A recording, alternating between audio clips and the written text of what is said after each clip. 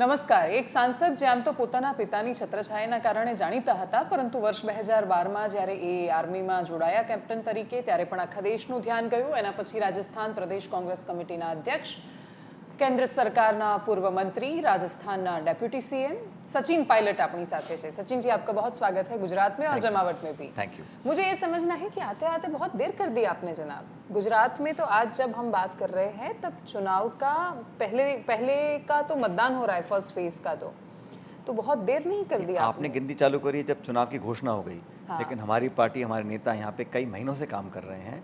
और इससे पहले मैं पार्टी का प्रभारी था हिमाचल प्रदेश में, तो वहाँ पे हमने चुनाव कंक्लूड कराया है. यहाँ बहुत लंबे समय से हमारे पार्टी के आला नेता, स्टेट के लीडर्स, एआईसीसी के लीडर्स कैंपेन कर रहे हैं. अच्छा कैंपेन कर रहे हैं. हाँ, हम लोग उस प्रकार का संसाधन और रिसोर्सेज डिप्लॉय नहीं कर पा रहे हैं जो बीजेपी कर रही है, क्योंकि उन्होंने पूरा संसाधन इकट्ठे किए हुए हैं. लेकिन हमारा ग्राउंड लेवल पर नेटवर्क जो है पार्टी का, वो शुरू से एक्टिव है. और अभी भी हमने एक लो ग्रेड लेकिन हाई इम्पैक्ट कैंपेन किया है. उसका आपको परिणाम मिलेगा देखने को 8 तारीख को. हिमाचल में भी आप थे, आप तो वहाँ पे आप इंचार्ज थे वहाँ पे, आपने सब देखा. गुजरात में आपको कैसे अलग लग रहा है माहौल? नहीं, गुजरात में क्योंकि हर इलेक्शन में बार बार अगर बीजेपी जीत रही है तो एक्सपेक्टेशन बढ़ती हैं और डिलीवरी कम होती जा रही है. अब अगर सरकार अच्छा काम कर रही थी तो भाजपा ने सारी कैबिनेट को हटा दिया, मुख्यमंत्री को हटा दिया, बिल्कुल चेंज किया. वो समझ रहे थे बहुत ज़्यादा एंटी इनकम्बेंसी है. लेकिन लोगों के हटाने से एंटी इनकम्बेंसी ख़त्म नहीं होती है. केंद्र सरकार आपकी है 8-9 साल से, प्रदेश सरकार आपकी है, फिर भी हिस्टोरिक प्राइस राइज है, अनएम्प्लॉयमेंट है, दलित, ट्राइबल, गरीब, मध्यम वर्ग, छात्र, किसान सब पीड़ित हैं, परेशान हैं. और जो नीति निर्माण हुआ है, जो कानून बने हैं, वो चाहे जीएसटी का हो, चाहे नोटबंदी का हो, चाहे किसानों के कानून हो, वो सब जनता के हित में नहीं रहे. एक प्रोपेगेंडा, एक मार्केटिंग, एक पैसा खर्च कर कर इश्तिहार और मीडिया में आप अपनी हवा बना लें. लेकिन जो लोग पीड़ित हैं, दुखी हैं, बदलाव चाहते हैं, उसकी संख्या लगातार बढ़ती जा रही है. और मतदान जो होगा वो कांग्रेस के पक्ष में होगा, ऐसा मानता हूँ. गुजरात में राहुल गांधी चुनाव घोषित होने के बाद सिर्फ एक ही बार आए. उसके अलावा गांधी परिवार से भी कोई दिग्गज नेता यहाँ पर नहीं आए. चुनाव प्रचार में सिर्फ संसाधनों की बात नहीं है, नेताओं का कनेक्ट कर पाना, लोगों के मुद्दे उठाना. 5 साल तक लड़े कंटिन्यू, ऐसा विपक्ष नहीं देखा. उसके बावजूद कांग्रेस ऐसा कैसे अपेक्षा कर सकती है कि चुनाव में वो लोग जीतेंगे? देखो, जनता है वो किसी की भपोती नहीं है. पब्लिक को अगर एक्सपेक्टेशन मीट नहीं होती तो बदलाव चाहती है. और गुजरात में हमारा वोट शेयर काफ़ी मजबूत है. 35, 38, 36% 41% वोट है मिनिमम. मैं कह रहा हूँ कभी कभी 35 तक पहुँचता है, लेकिन 40% वोट जो है वो कांग्रेस का वोट है. अब अलग अलग पार्टियां कोशिश कर रही हैं यहाँ पे एंट्री करने की, लेकिन मुझे लगता नहीं बहुत ज़्यादा वो कामयाब होंगे. भारतीय जनता पार्टी का जो एक वोट बैंक है, उसके अलावा उनको अतिरिक्त वोट मिलेगा ये मुझे लगता नहीं. इसलिए कांटे की टक्कर है. और पिछली बार तो हम बहुत करीब आ गए थे भाजपा को हराने की. इस बार भी मुझे लगता है माहौल हमारे पक्ष में रहेगा. जहाँ तक राहुल गांधी जी की बात है, 4 महीने पहले उन्होंने यात्रा शुरू करी है. अब 6 महीने की यात्रा है. साल में कोई सा भी 6 महीना उठा लीजिए, किसी ना किसी स्टेट का इलेक्शन बीच में आएगा. तो मैं नहीं समझता हूँ ये सही है कहना कि राहुल जी एक बार आए, 2 बार आए.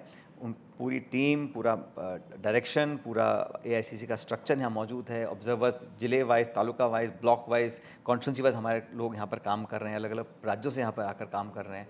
तो पार्टी हमारी कमिटेड है. हमारा जो वर्कर बहुत मजबूत है. और हो सकता है कुछ एक लोग पार्टी बदल के यहाँ वहाँ चले गए हों, लेकिन पार्टी जो हमारे पदाधिकारी हैं, वर्कर्स हैं, वो जमीन में मौजूद है. हर राज्य में ऐसा होता है कि चुनाव से पहले, पर्टिकुलरली कांग्रेस के, क्योंकि कांग्रेस के पास सत्ता नहीं है तो लोग बच जाते हैं सामने. अभी बीजेपी के काफ़ी नेता कांग्रेस में आए हैं, तो ये हर इलेक्शन से पहले होता है आना जाना. लेकिन इसका नेता चला गया मतलब नहीं है कि पूरी पब्लिक चली गई, चली जाएगी साथ में से. प्रियंका गांधी तो दिखी थी हमें हिमाचल में, गुजरात में तो वो भी नहीं आए. गुजरात में उनका दौरा अभी तक लगा नहीं है. लेकिन पार्टी समय समय पर जहाँ रिक्वायरमेंट होती है, जहाँ वो आ सकते हैं वहाँ आते हैं. लेकिन मुझे लगता नहीं कि किसी एक व्यक्ति के आने या ना आने से पूरी स्टेट के बोल देना हेल्प तो मिलती है. लेकिन आप जानती हैं कि कांग्रेस के ऑब्जर्वर्स, को ऑब्जर्वर्स, प्रभारी, सब लोग यहाँ पर काम कर रहे हैं पिछले 5-6 महीने से. तो राहुल जी और प्रियंका जी जितना कर सकते हैं कर रहे हैं. बाकी काम बाकी नेता को भी तो करना पड़ता है. अच्छा, एक क्वेश्चन मार्क लग जाता है जब बड़े नेता नहीं आते तब, कि कांग्रेस क्यों इतनी शिद्दत से चुनाव नहीं लड़ रही जितना 2017 में देखा गया था. खैर, जब तीसरी पार्टी का एक बीच में जिक्र हुआ, तीसरी पार्टी जब आई तो गांधीनगर कॉरपोरेशन यहाँ पे एक छोटे से चुनाव हुए थे. जहां कभी भाजपा नहीं जीतती थी, लेकिन जब 3 पार्टियों में चुनाव हुआ तो 22% आम आदमी पार्टी ले गई, 24% वोट शेयर कांग्रेस ले गई और 44 में से 41 सीटों के साथ भाजपा ने सरकार बना दी। तो गुजरात में अभी सब लोग, ओपिनियन पोल भी यही बता रहे हैं, पूरा एक चित्र वैसा खड़ा हुआ है। तो क्या कांग्रेस को नहीं ऐसा लगता, आपको ऐसा महसूस नहीं होता कि तीसरी पार्टी से कांग्रेस का वोट तो काफी कट सकता है? क्यों? वोट तो बीजेपी का कट सकता है।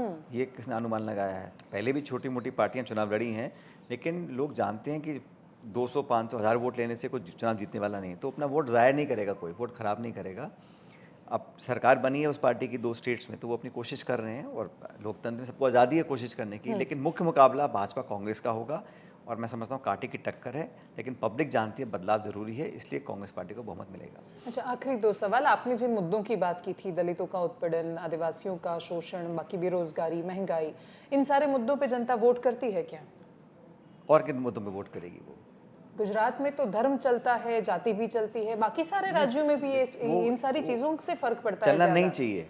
धर्म अपनी जगह है, जाति अपनी जगह है, लेकिन डेवलपमेंट, किसान, अर्थव्यवस्था, इन्वेस्टमेंट, रोजगार, जो एक लोकतंत्र में, जमहूरियत में डेवलपमेंट इश्यूज हैं, उसी को लेकर राजनीति होती है, होनी भी चाहिए। अगर कोई व्यक्ति इन मुद्दों को छोड़कर जज्बाती इश्यूज पर राजनीति करता है तो वो बहुत लंबा नहीं चलती है।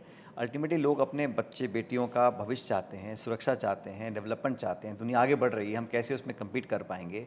और सिर्फ प्रोपेगेंडा और प्रचार से जीवन नहीं चलता है ना। लोगों की थाली में रोटी चाहिए, कुपोषण से मुक्ति चाहिए, बेरोजगारी से मुक्ति चाहिए, किसानों के हाथ में पैसा चाहिए, महिलाएं बहन बेटियां सुरक्षित रहें, तो ये गवर्नेंस इश्यूज होते हैं और राजनीति होनी इस पर। अगर कोई भी दल, कोई भी नेता इससे हटकर राजनीति करता है तो कहीं ना कहीं वो बैकफुट पे है। पड़ोसी राज्य है हमारा राजस्थान, अशोक गहलोत यहाँ के इंचार्ज है और जब वो यहाँ पे थे तो राजस्थान से छात्र यहाँ पे आ गए थे अपना विरोध प्रदर्शित करने के लिए कि सरकार हमारी वहाँ पे नहीं सुन रही, और आप गुजरात में जाकर बता रहे हैं कि छात्रों को हमें वोट देना हर चाहिए। स्टेट में होता है, जब जहाँ चुनाव होते हैं। आजकल सोशल मीडिया बहुत एक्टिव है, लोग अपनी बात रखते हैं, लेकिन मैं नहीं समझता हूँ कि बहुत ज़्यादा बड़ा इशू है। जो भी हमारे स्टेट के इश्यूज़ हैं, अभी हमारे पास 1 साल बचा हुआ है, उन सब इश्यूज़ को हम टैकल करेंगे। और मैं तो हमेशा कहता हूँ कि रोज़गार और नौजवानों की हमको पहली प्राथमिकता रखनी चाहिए। जितना जो हो सकेगा हम 1 साल के अंदर उन सबकी डिमांड्स को पूरा करने की कोशिश करेंगे। हमारा कमिटमेंट है, मैनिफेस्टो में लिखा था, हम खुद इस बात को बोल चुके हैं। मैं अध्यक्ष था जब मैनिफेस्टो बना था। उन सब कामों को पूरा करेंगे। अभी 1 साल है तो हम उन सब कामों को पूरा करेंगे। आप अध्यक्ष थे, राजस्थान में कांग्रेस ने चुनाव जीता और उसके बाद अब भारत जोड़ो यात्रा राजस्थान में एंटर हो रही है। राजस्थान कांग्रेस जुड़ चुकी है। 100% यात्रा कामयाब होगी और राजस्थान में बाकी स्टेट से कहीं ज़्यादा हम लोग इसको जनसमर्थन हासिल करवाएंगे। और यात्रा एक ऐतिहासिक यात्रा है और जब राजस्थान से निकलेगी तो एक अलग माहौल वहाँ पर बनेगा। सब वर्ग के लोग, सब जाति के लोग, और ना सिर्फ कांग्रेस पार्टी के, उससे हटकर भी लोग इस यात्रा से जुड़ेंगे। और मैं समझता हूँ जो 21-22 दिन का जो हमारा प्लान है राजस्थान में, वो अपने आप में एक हिस्टोरिक यात्रा निकलेगी वहाँ से। अच्छा, समय मुझे सीमित मिला था, इसलिए थैंक यू सो मच हमसे बात करने के लिए।